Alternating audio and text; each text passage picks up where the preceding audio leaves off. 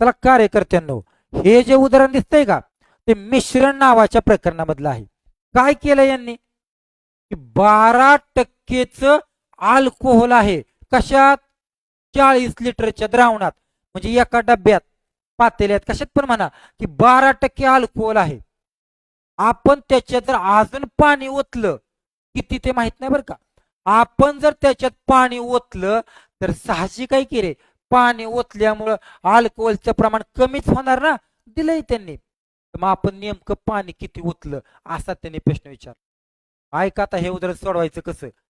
पहिला जो भाग आहे का, तो पहिला भाग वरती घ्यायचा आणि दुसरा जो भाग आहे का नाही, किती टक्के प्रमाण होईल ते दिलंय, त्याला खाली घ्यायचा.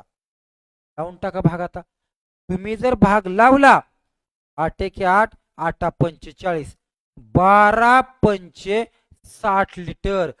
पण हे उत्तर नसतं. ह्यात काय माहितीये का, आपलं पहिलं पण द्रावण आहे आणि ओतलेलं पण आहे.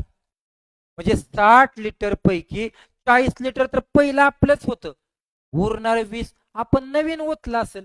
प्रश्न तोच आहे, ओतलं किती, 20.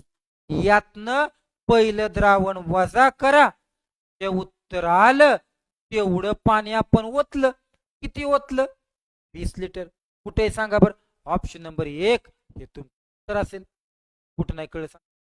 अशाच प्रकारचं दुसरं उदाहरण आहे. हे उदाहरण तुम्ही सोडवायचं आणि कमेंट मध्ये मला याचं उत्तर पाठवायचं. ठीक आहे, ओके, टाटा, बाय बाय.